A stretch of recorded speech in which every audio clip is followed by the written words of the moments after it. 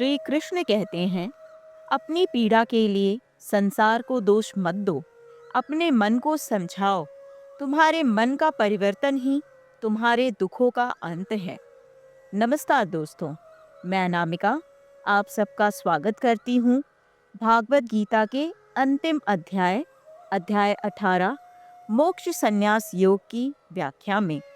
दोस्तों, भागवत गीता की यात्रा में हम इसके अंतिम चरण में पहुंच चुके हैं।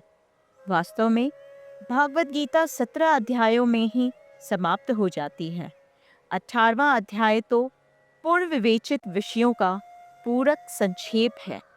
प्रत्येक अध्याय में भगवान बल देकर कहते हैं कि भगवान की सेवा ही जीवन का चरम लक्ष्य है। प्रथम 6 अध्यायों में भक्ति योग पर बल दिया गया है। समस्त योगियों में जो योगी अपने अंतर में सदैव मेरा चिंतन करता है वह सर्वश्रेष्ठ है। अगले 6 अध्यायों में शुद्ध भक्ति, उसकी प्रकृति तथा कार्यों का विवेचन है। अंत के 6 अध्यायों में ज्ञान, वैराग्य, अपरा तथा परा प्रकृति के कार्यों और भक्ति का वर्णन है। निष्कर्ष रूप में ये कहा गया है कि सारे कार्यों को परमेश्वर से युक्त होना चाहिए, जो ओम तत्सत शब्दों से प्रकट होता है, और यह शब्द परम पुरुष विष्णु के सूचक हैं। भागवत गीता के तृतीय खंड से यही प्रकट होता है कि भक्ति ही एकमात्र जीवन का चरम लक्ष्य है। अर्जुन भागवत गीता के 2 विषयों का स्पष्ट अंतर जानने के इच्छुक हैं। ये है त्याग तथा संन्यास। अर्जुन उनसे प्रार्थना करते हैं कि श्री कृष्ण सभी बातों को इस तरह संक्षिप्त कर दें जिससे वह समभाव में स्थिर रहे। फिर भी उसके मन में जो कुछ संशय है, और ये संशय असुरों के समान होते हैं, अर्जुन चाहते हैं कि वे उनके संशय रूपी असुर का वध करें।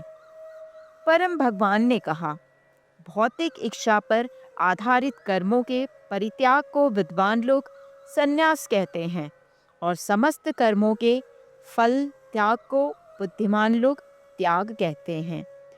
कर्म फल की आकांक्षा से किए गए कर्म का त्याग करना चाहिए, यही भागवत गीता का उपदेश है। कुछ विद्वान घोषित करते हैं कि समस्त प्रकार के सकर्म कर्मों को दोषपूर्ण समझकर त्याग देना चाहिए, किंतु अन्य विद्वान मानते हैं कि यज्ञ, दान तथा तपस्या के कर्मों को कभी नहीं त्यागना चाहिए। आगे श्री कृष्ण कहते हैं, हे भरत श्रेष्ठ, अब त्याग के विषय में मेरे अंतिम निर्णय सुनो। हे मनुष्य में सिंह, त्याग के लिए 3 प्रकार की श्रेणियों का वर्णन किया गया है। यज्ञ, दान तथा तपस्या पर आधारित कर्मों का कभी परित्याग नहीं करना चाहिए। इन्हें निश्चित रूप से संपन्न करना चाहिए। यज्ञ, दान तथा तपस्या वास्तव में महात्माओं को भी शुद्ध करते हैं। यहाँ पर श्री कृष्ण अपना निर्णय सुनाते हुए कहते हैं कि हमें उन कार्यों का कभी परित्याग नहीं करना चाहिए जो हमें उन्नत करते हैं और मानव जाति के लिए लाभप्रद होते हैं। ऐसे कार्य अगर समूचित चेतना में संपन्न किए जाते हैं तब ये हमें कर्म बंधन में नहीं डालते, अपितु हमें आध्यात्मिक रूप से उन्नत बनाने में हमारी सहायता करते हैं। ये सब कार्य आसक्ति और फल की कामना से रहित होकर संपन्न करने चाहिए। हे अर्जुन, यह मेरा स्पष्ट और अंतिम निर्णय है। आगे श्री कृष्ण कहते हैं कि निषेध और अधम कर्मों का त्याग उचित है और कर्म फलों की इच्छा का त्याग भी उचित है। निर्दिष्ट कर्तव्यों का त्याग कभी उचित नहीं कहा जा सकता। निर्दिष्ट कर्तव्यों के पालन से मन को शुद्ध करने में सहायता मिलती है, और यह हमें तमोगुण से रजोगुण में उन्नत करते हैं। इनका परित्याग त्रुटिपूर्ण और मूर्खतापूर्वक कृत्य है। श्री कृष्ण कहते हैं कि त्याग के नाम पर निर्धारित कर्तव्यों का परित्याग करने वाले मनुष्य को तमोगुणी कहा जाता है। संसार में जन्म लेने पर हम सबके कुछ अनिवार्य कर्तव्य होते हैं। इसका निष्पादन करने से मनुष्यों को कई गुना विकसित करने में सहायता मिलती है, जैसे कि उत्तरदायित्वों का निर्वाह करना और परिश्रम करना इत्यादि। अज्ञानता के कारण इनका परित्याग आत्मा को पतन की ओर ले जाता है। यह अनिवार्य कर्तव्य व्यक्ति की चेतना के स्तर के अनुसार भिन्न भिन्न हो सकते हैं। दोस्तों, एक साधारण मनुष्य के लिए धन अर्जित करना, परिवार का पालन पोषण करना, स्नान करना, भोजन ग्रहण करना इत्यादि नियत कर्तव्य हो सकते हैं। जैसे कि कोई मनुष्य उन्नत हो जाता है, तब यह अनिवार्य कर्तव्य परिवर्तित हो जाते हैं और उन्नत आत्मा के लिए यज्ञ दान तप ही कर्तव्य है। दोस्तों, जीवन में उन्नति करने का अर्थ उत्तरदायित्वों को आवश्यकता अनुसार बढ़ाने के स्थान पर उनका त्याग करना नहीं है। दुखों से छुटकारा पाने की इच्छा और पलायनवादी प्रवृत्ति आध्यात्मिक साधकों के लिए उनके उत्तरदायित्व को त्याग करने का बहाना है। यद्यपि जीवन निर्वाह का अर्थ कभी कष्ट रहित रहना नहीं होता। उन्नत साधक वे नहीं होते जो इसलिए दुखी रहते हैं कि वे कुछ नहीं करते, बल्कि इसके विपरीत यदि उन्हें कोई बड़ा कार्यभार सौंपा जाता है, तब वे उनको बिना विचलित हुए शांतिपूर्ण सुचारू रूप से पूरा करते हैं। श्री कृष्ण कहते हैं कि अपने नियत कर्तव्यों को इस कारण से त्याग देना कि इसका पालन कष्टदायक होगा, रजोगुणी त्याग कहलाता है। आगे अब श्री कृष्ण उच्च कोटि के त्याग का वर्णन करते हैं, जिसमें हम फल की कामना किए बिना निरंतर अपने अनिवार्य कर्तव्यों का निर्वाह करते रहते हैं। इसे वे सर्वोच्च कोटि की श्रेणी में त्याग के रूप में चित्रित करते हैं, जो सद्गुण में स्थित होकर किया जाता है। आध्यात्मिक उत्थान के लिए त्याग निश्चित रूप से अनिवार्य है, लेकिन समस्या यह है कि त्याग के बारे में लोगों की धारणा अत्यंत कम है और वे इसे केवल बाह्य रूप से कर्मों का त्याग करना मानते हैं। ऐसा त्याग पाखंड की ओर अग्रसर करता है, लेकिन आंतरिक रूप से इंद्रिय विषयों का चिंतन करते रहता है।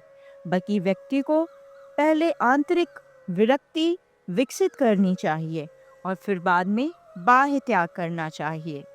वे व्यक्ति जो न तो अप्रिय कर्म को टालते हैं और ना ही कर्म को प्रिय जानकर उसमें लिप्त होते हैं, ऐसे मनुष्य वास्तव में त्यागी होते हैं।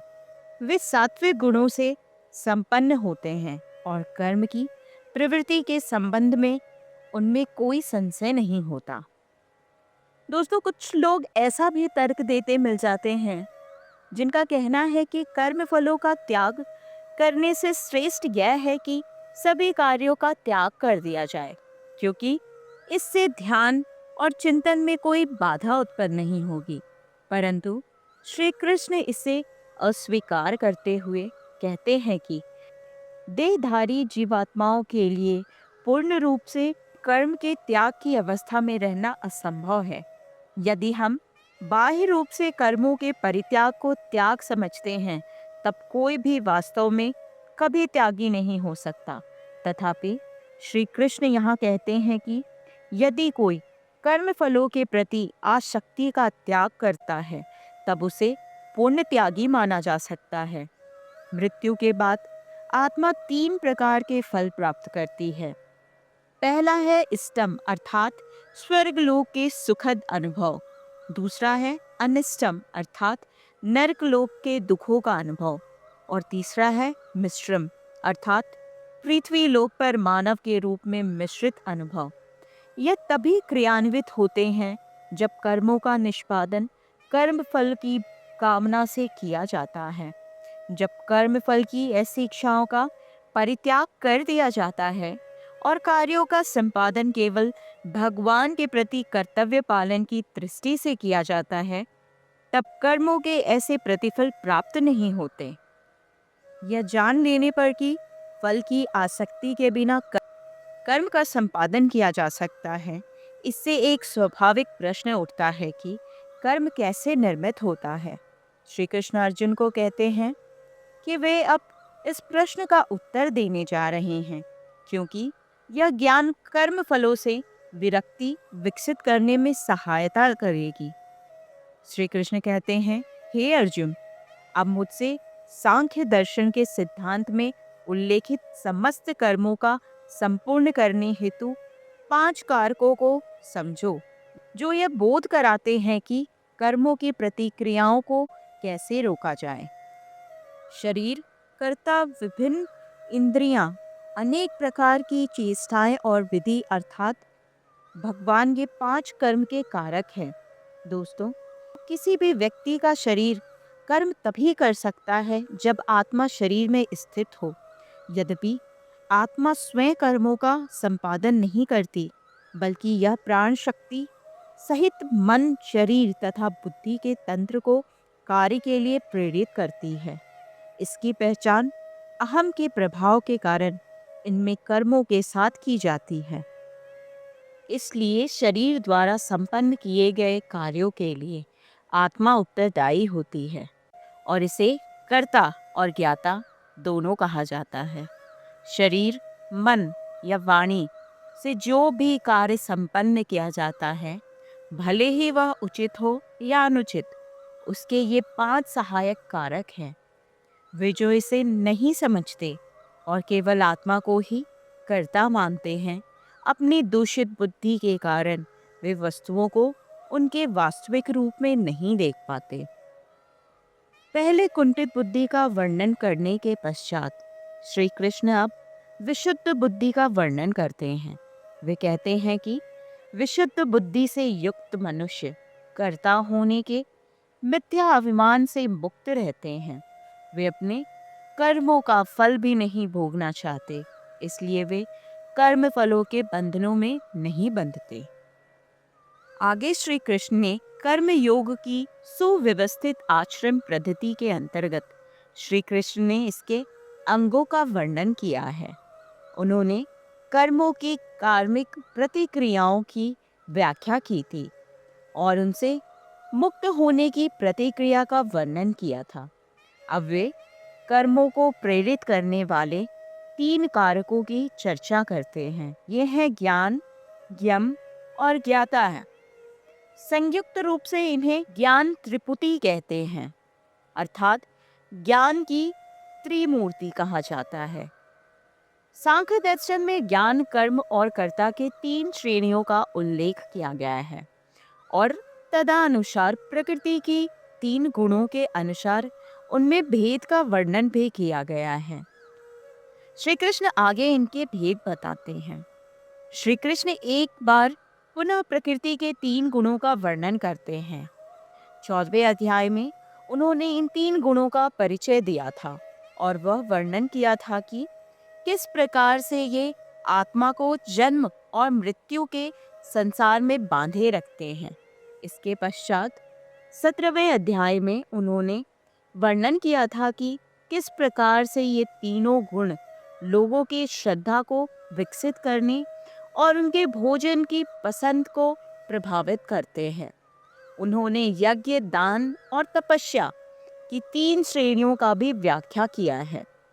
आगे भगवान श्री कृष्ण 3 गुणों के अनुसार 3 प्रकार के ज्ञान, कर्म और कर्ता की विवेचना करेंगे।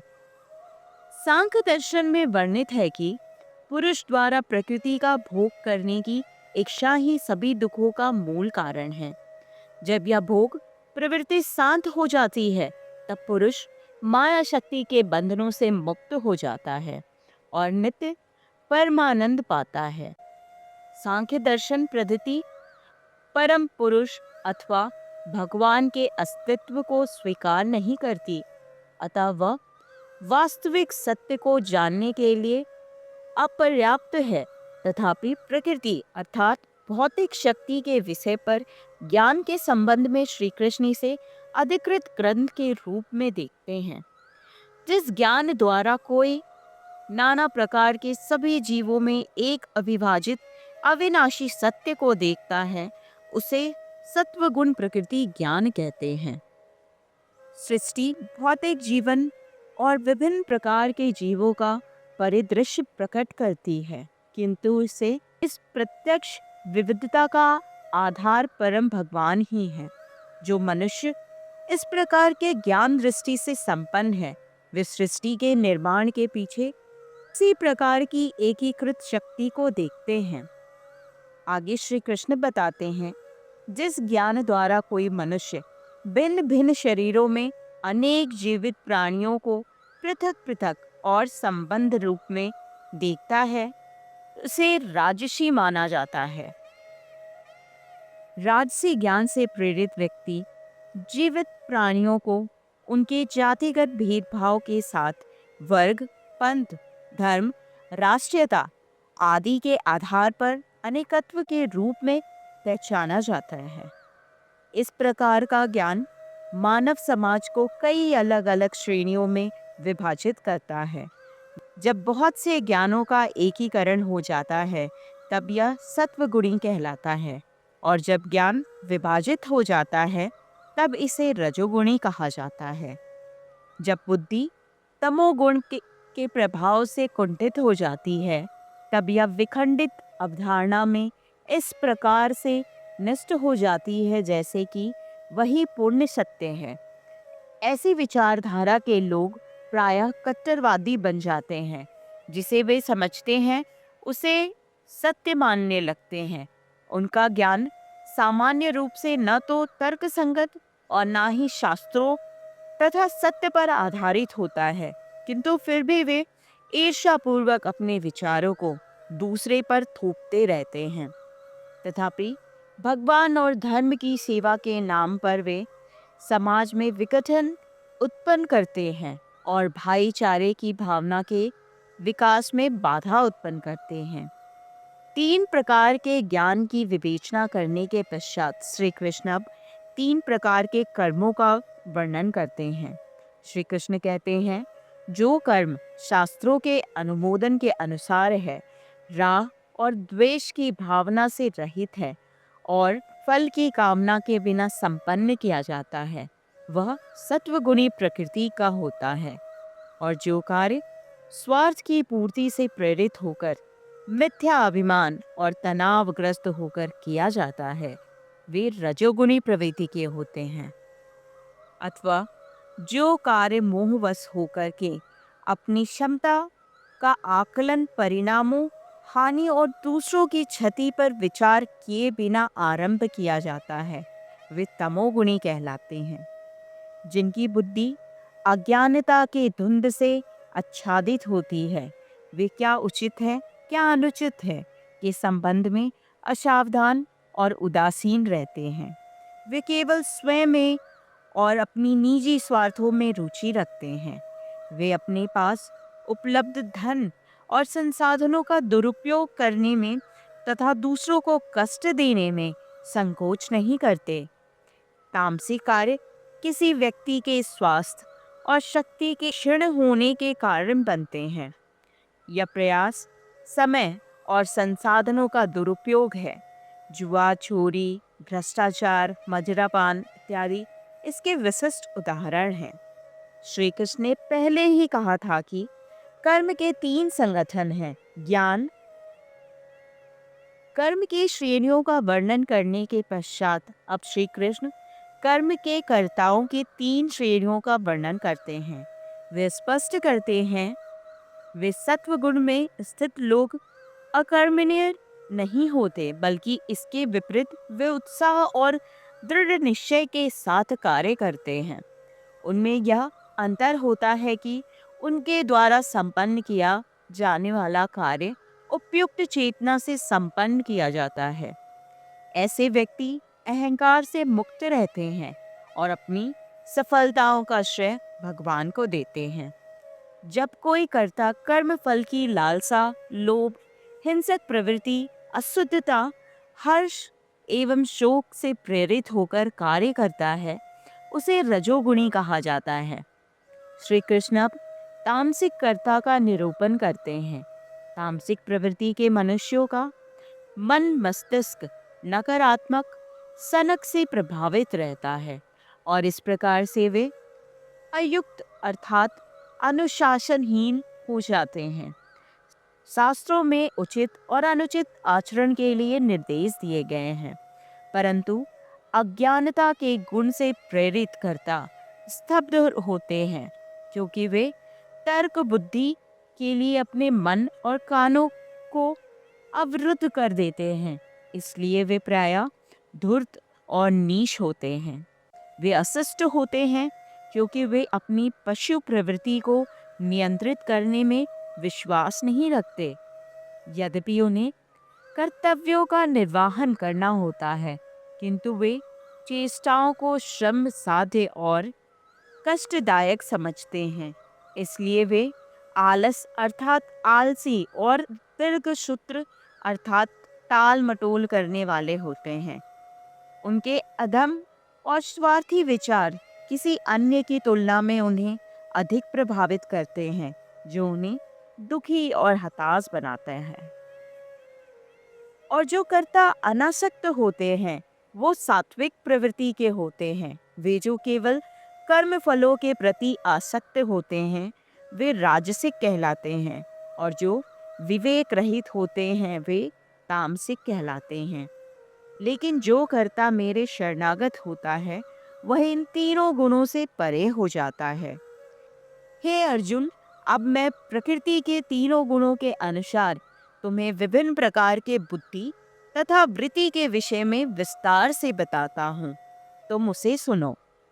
श्री कृष्ण ने पहले कर्म के संगठनों का वर्णन किया और यह बताया कि 3 घटकों में प्रत्येक की 3 श्रेणियां हैं।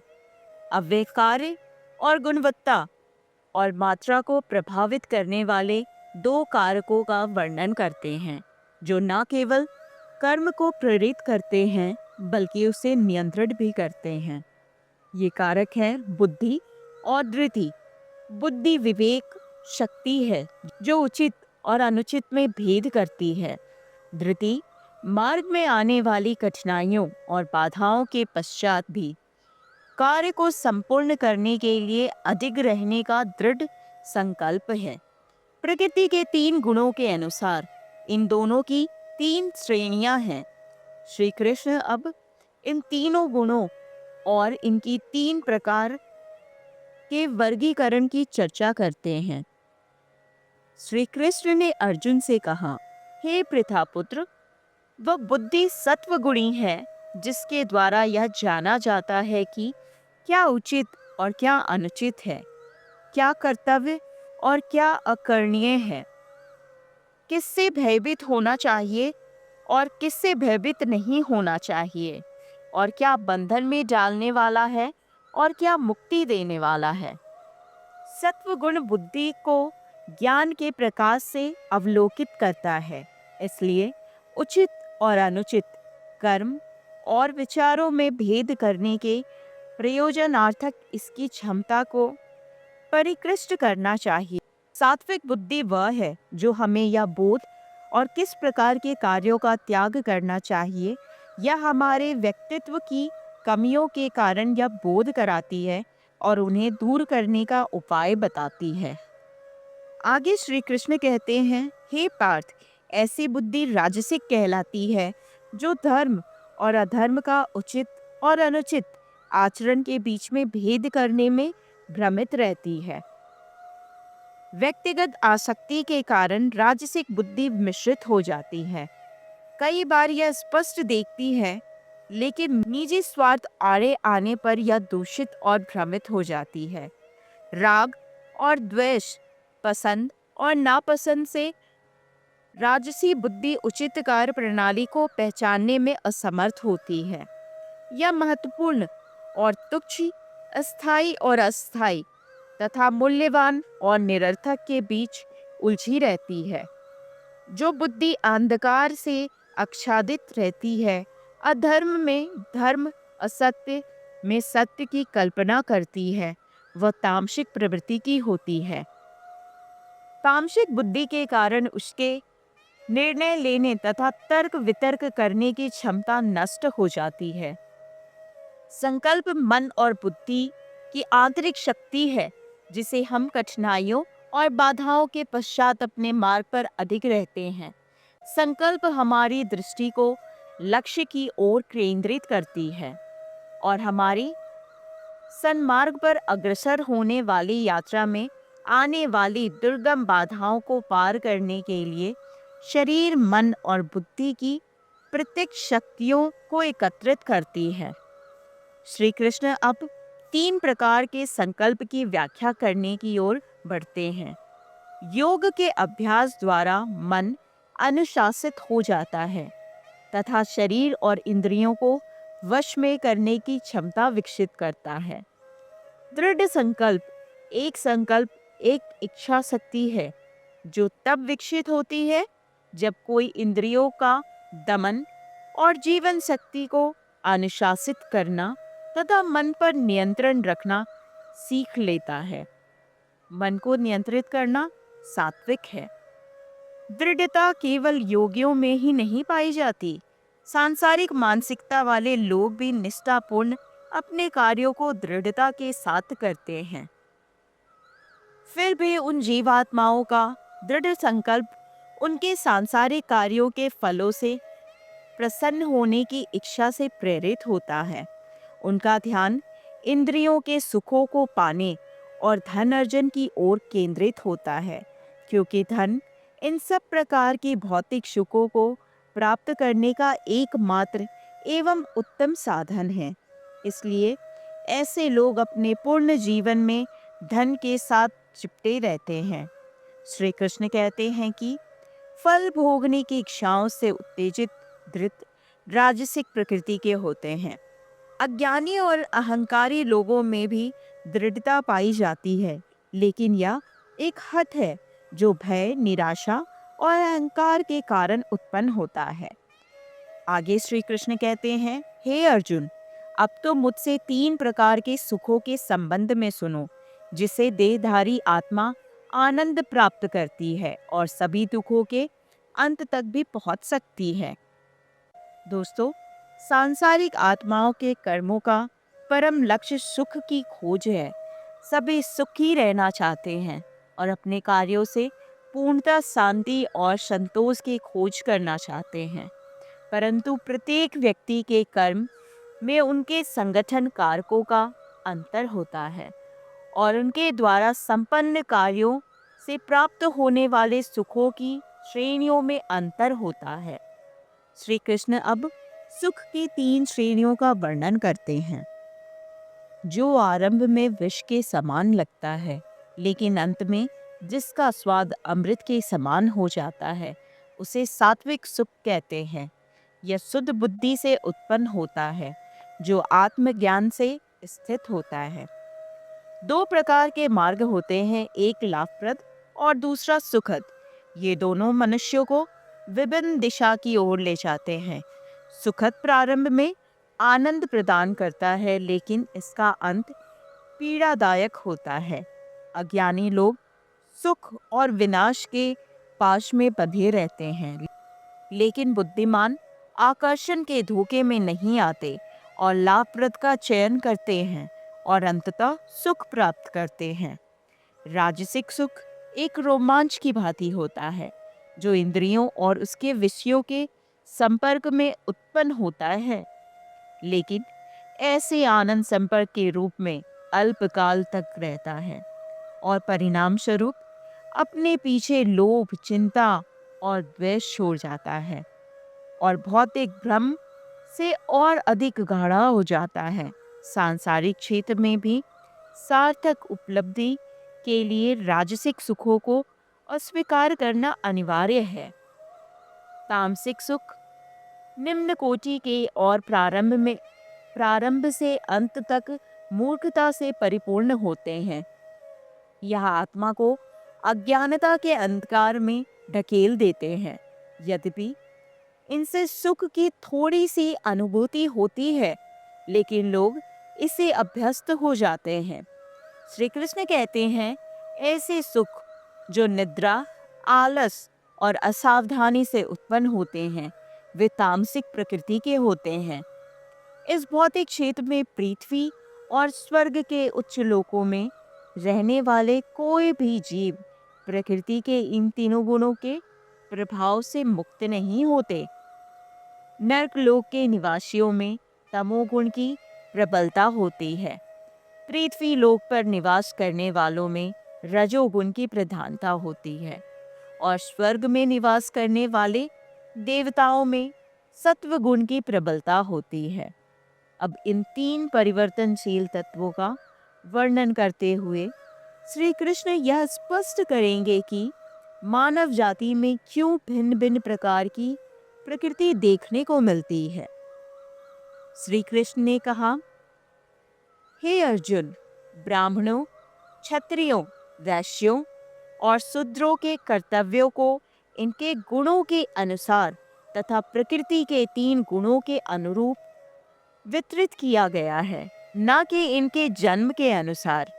शांति, संयम, तपस्या, शुद्धता, धैर्य, सत्यनिष्ठा, ज्ञान, विवेक तथा परलोक में विश्वास, ये सब ब्राह्मणों के कार्य के स्वाभाविक गुण हैं। क्षत्रिय उन्हें कहते हैं जिसे सत्वगुण सहित रजोगुण प्रधान होते हैं। इन गुणों में उन्हें शासक, नायक, निडर, नेतृत्ववान और दानवीर बनाया। फिर भी वे अनुभव करते थे कि ब्राह्मणों की तुलना में अन्य विद्वान पवित्र नहीं हैं। इसलिए उन्होंने सदैव ब्राह्मणों का मान सम्मान किया और वैचारिक, आध्यात्मिक और नीतिगत मामलों में उनसे परामर्श प्राप्त की। वैश्यों में रजोगुणी की प्रधानता के साथ तमोगुण मिश्रित थे। इसलिए उनकी रुचि उत्पन्न कार्यों, व्यापार और कृषि के माध्यम से अर्थव्यवस्था पर नियंत्रण करने और धनोपार्जन में थी। वे देश की अर्थव्यवस्था को संभालते थे और अन्य वर्गों के लिए रोजगार उत्पन्न करते थे। उनसे समाज के वंचित लोगों की कल्याणार्थक पुण्य और धर्मार्थ कार्यों में धन संपदा दान करने की अपेक्षा की जाती थी। शूद्र वो थे जिनमें तमोगुणों की प्रधानता थी। उनकी रुचि विद्वता प्राप्त करने और प्रशासनिक कार्यों या व्यवस्थित उद्यमों की अपेक्षाओं के अनुसार उनकी सेवा करना था। कलाकार, तकनीशियन, श्रमिक, दर्जी, कारीगर, नाई इत्यादि इस वर्ग में सम्मिलित थे। अपने जन्मजात गुणों से उत्पन्न अपने कर्तव्यों का पालन करने से मनुष्य पूर्णता प्राप्त कर सकता है। अब मुझसे सुनो कि कोई निर्धारित कर्तव्यों का पालन करते हुए कैसे पूर्णता प्राप्त कर सकता है।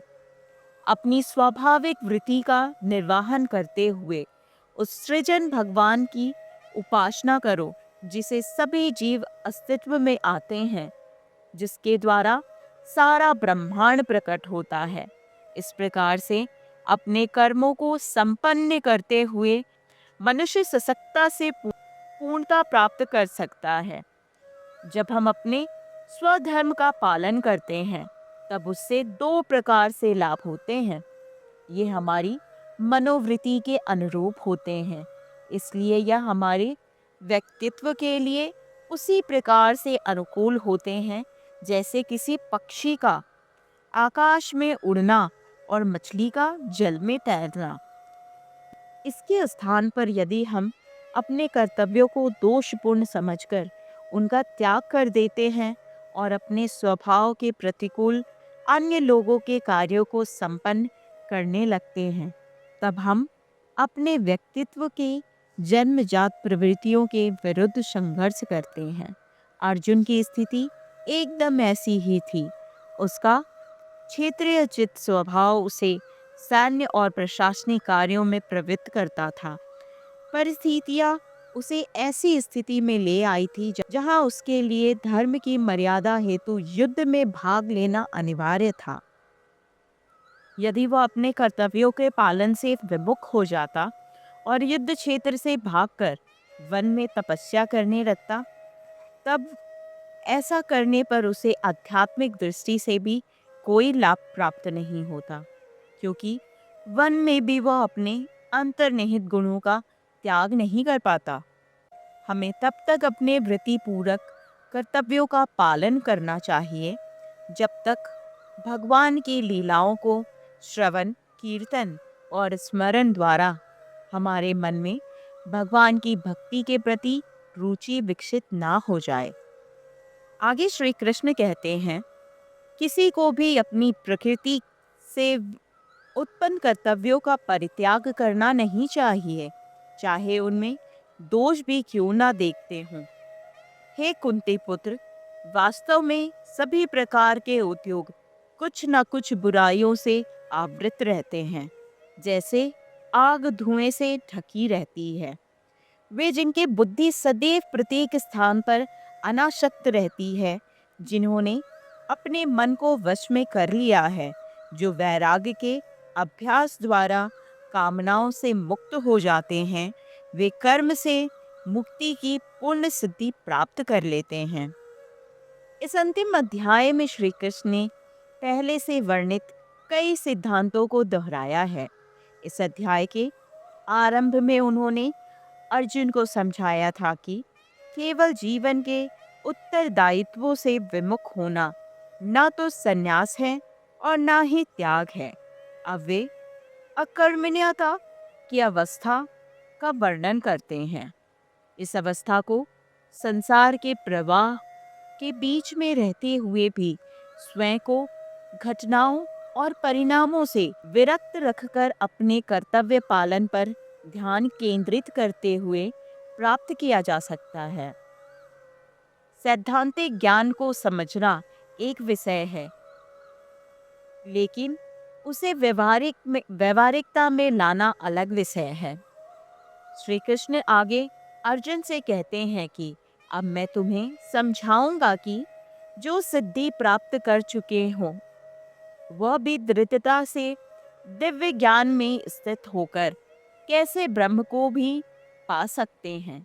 कोई भी मनुष्य ब्रह्म को पाने की पात्रता प्राप्त कर सकता है जब वह विशुद्ध बुद्धि और दृढ़ता से इंद्रियों को संयत रखता है, शब्द और अन्य इंद्रियों विषयों का परित्याग करता है, राग और द्वेष को अपने से अलग कर लेता है।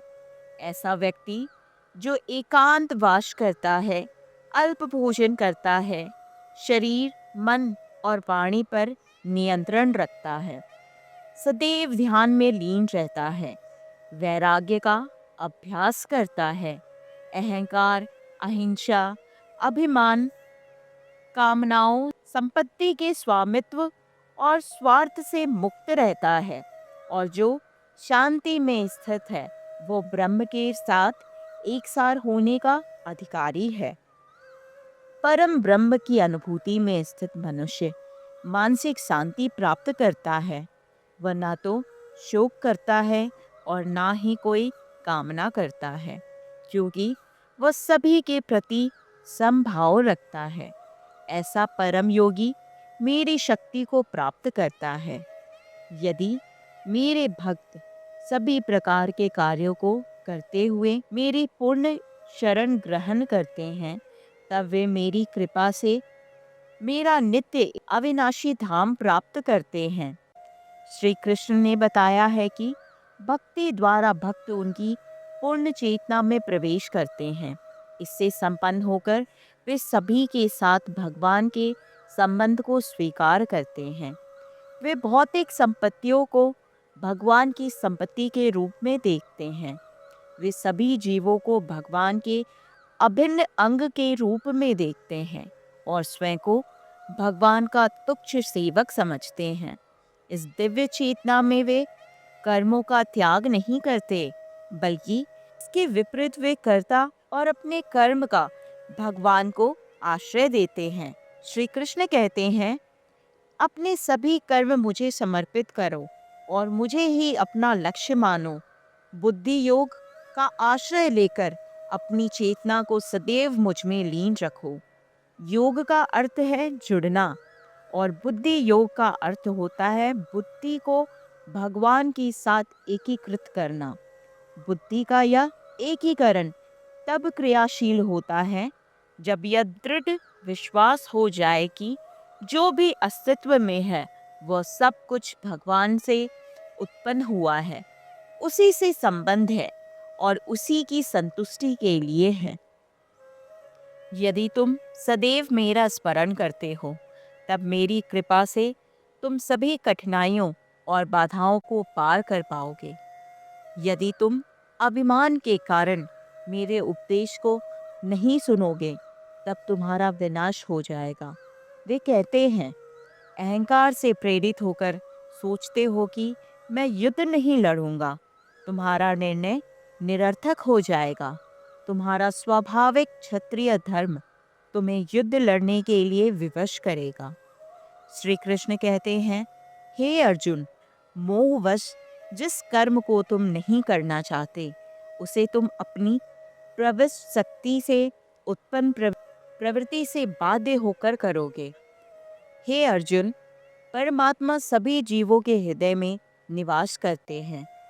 उनके कर्मों के अनुसार वह भटकती आत्माओं को निर्देशित करते हैं, जो भौतिक शक्ति से निर्मित यंत्र पर सवार होती है। आत्मा की भगवान पर निर्भरता पर बल देते हुए श्री कृष्ण कहते हैं, अर्जुन, भले ही तुम मेरी आज्ञा का पालन करो या ना करो, तुम्हारी स्थिति सदैव मेरे प्रभुत्व में रहेगी। जिस शरीर में तुम रहते हो वह यंत्र मेरी माया शक्ति से निर्मित है। तुम्हारे पूर्व जन्मों के अनुसार मैंने तुम्हारी पात्रता के अनुसार तुम्हें शरीर प्रदान किया है। मैं इसमें स्थिर रहता हूँ और तुम्हारे विचारों, शब्दों और कर्मों का लेखा जोखा रखता हूँ। इस प्रकार से वर्तमान में जो कर्म तुम करते हो, उसका आकलन करते हुए मैं तुम्हारे भविष्य का निर्माण करता हूँ।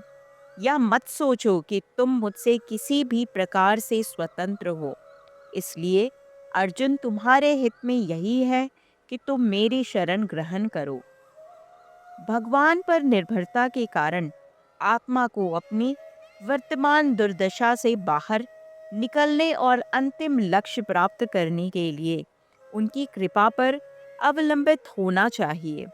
इसके लिए स्वयं का प्रयास कभी पर्याप्त नहीं हो सकता। यदि भगवान अपनी अपनी कृपा प्रदान करते हैं, तब वे जीवात्मा को अपना दिव्य ज्ञान प्रदान करेंगे और उसे माया शक्ति के बंधन से मुक्त कर देते हैं। आगे श्री कृष्ण कहते हैं, इस प्रकार से मैंने तुम्हें यह ज्ञान समझाया जो सभी गूढ़ रहस्यों से भी गूढ़तर है। इस प्रकार गहनता के साथ विचार करो और फिर तुम जो चाहो वैसा करो। मैंने तुम्हें जो उपदेश दिया है वह ना तो दोषपूर्ण है और ना ही बाध्यकर है। इसे ध्यान से सुनो, इस पर चिंतन करो और फिर चाहे जो तुम्हारी इच्छा हो वैसा करो। दोस्तों, सर्वव्यापी भगवान ने हमें स्वतंत्र इच्छा के साथ जन्म दिया और हमारे लिए कई विकल्पों की व्याख्या की ताकि हम भगवान का चयन करें और अंततः अपना प्रेम उन पर न्योछावर करें। सर्वशक्तिमान भगवान जीवात्मा को चयनित ईश्वर से प्रेम करने और उसी चयनित ईश्वर के शरणागत होने के लिए कदापि बाध्य नहीं करते, बल्कि इसका निर्णय सांसारिक जीवात्मा को स्वयं लेना पड़ता है। भागवत गीता के आरंभ में अर्जुन अपने सम्मुख खड़ी समस्याओं के कारण उलझन में था और उसने श्री कृष्ण को मार्गदर्शन प्रदान करने का आग्रह किया। श्री कृष्ण ने 18 अध्यायों द्वारा थोड़ा थोड़ा करके उसके ज्ञान को उन्नत करते हुए उसे प्रबुद्ध किया। यह ज्ञात होने के पश्चात कि अर्जुन उनके उपदेशों को भली भांति समझ चुके हैं, तब श्री कृष्ण आश्वस्त होते हैं कि वे अंतिम और अति गहन ज्ञान को अच्छी तरह से ग्रहण करने के योग्य हो गया है। आगे श्री कृष्ण अर्जुन से कहते हैं, सदा मेरा चिंतन करो, मेरे भक्त बनो, मेरी आराधना करो, मुझे प्रणाम करो। ऐसा करके तुम निश्चित रूप से मेरे पास आओगे। मैं तुम्हें ऐसा वचन देता हूँ क्योंकि तुम मेरे अतिशय मित्र हो। सभी प्रकार के धर्मों का परित्याग करो और केवल मेरी शरण ग्रहण करो। मैं तुम्हें समस्त पाप कर्मों के प्रतिक्रियाओं से मुक्त कर दूंगा। डरो मत। पिछले अध्याय में श्री कृष्ण ने यह समझाया था कि यदि कोई भगवान की प्रेममयी भक्ति में स्थित हो जाता है, तब सांसारिक कर्तव्यों का त्याग करने से कोई पाप नहीं लगता। लेकिन इन उपदेश के साथ एक समस्या है। यदि हम अभी तक भगवान की प्रेममयी भक्ति में स्थित नहीं हो पाए हैं और परिपक्व अवस्था में अपने सांसारिक दायित्वों से विमुक्त हो जाते हैं, तब हम न तो इस लोक के और ना ही परलोक में रहेंगे। अतः कर्म संन्यास केवल उनके लिए है जो इसके पात्र हैं। इसका निर्धारण आध्यात्मिक गुरु ही कर सकता है, जो हमारी क्षमताओं और इस मार्ग में आने वाली कठिनाइयों के संबंध में जानता है। यदि इसे भगवान श्री कृष्ण से द्वेष रखने वाले व्यक्ति को सुनाया जाता है, तब वह यह प्रतिक्रिया देगा, श्री कृष्ण अभिमानी है, वह अर्जुन को अपनी स्तुति करने के लिए कह रहे हैं। इस उपदेश का अनर्थ करने से श्रद्धा विहीन श्रोता को इस दिव्य संदेश से हानि होगी। श्रद्धा विहीन श्रोता और भगवान से द्वेष रखने वाले को यह अलौकिक उपदेश देकर हम उन्हें अपराधी बनाने का कारण बनेंगे। श्री कृष्ण कहते हैं, वे जो इस अति गूढ़ ज्ञान को मेरे भक्त को सिखाते हैं, वे अति प्रिय कार्य करते हैं। वे निस्संदेह मेरे धाम में आएंगे। उनकी अपेक्षा कोई भी मनुष्य उनसे अधिक मेरी प्रेम पूर्वक सेवा नहीं करता और इस पृथ्वी पर मुझे उनसे प्रिय ना तो कोई है और ना ही कोई होगा। और मैं यह घोषणा करता हूँ कि जो हमारे पवित्र संवाद का अध्ययन करते हैं, वे ज्ञान समर्पण द्वारा अपनी बुद्धि के साथ मेरी पूजा करेंगे। ऐसा मेरा मत है। वे जो श्रद्धा युक्त तथा द्वेष रहित होकर केवल इस ज्ञान को सुनते हैं, वे पापों से मुक्त हो जाते हैं और मेरे पवित्र लोकों को पाते हैं, जहाँ पूर्ण आत्माएं निवास करती है। श्री कृष्ण ने अर्जुन के गुरु की भूमिका का निर्वहन किया। गुरु के लिए यह स्वाभाविक है कि वह यह परखे कि उसके शिष्य ने विषय को पूर्ण रूप से ग्रहण किया है या नहीं। श्री कृष्ण के प्रश्न करने का अभिप्राय यह था कि यदि अर्जुन इस ज्ञान को समझ नहीं पाया, तब ऐसी स्थिति में वे उसे पुनः विस्तार पूर्वक समझाने के लिए तैयार हैं। प्रारंभ में अर्जुन किंग कर्तव्य मूढ़ता की स्थिति में थे। उस स्थिति में वह अपने कर्तव्य पालन के प्रति उलझन में थे। शोकाकुल होकर वह अपने रथ पर एक ओर बैठ गया और उसे अपने शस्त्रों को एक ओर नीचे रख दिया। वह यह स्वीकार कर लेता है कि वह अपने उन दुखों का निदान नहीं ढूंढ पा रहा जो उसके शरीर और इंद्रियों पर आक्रमण कर रहे थे, लेकिन अब वह स्वयं में पूर्णतः परिवर्तन देखता है। अब वह व्यथित नहीं है।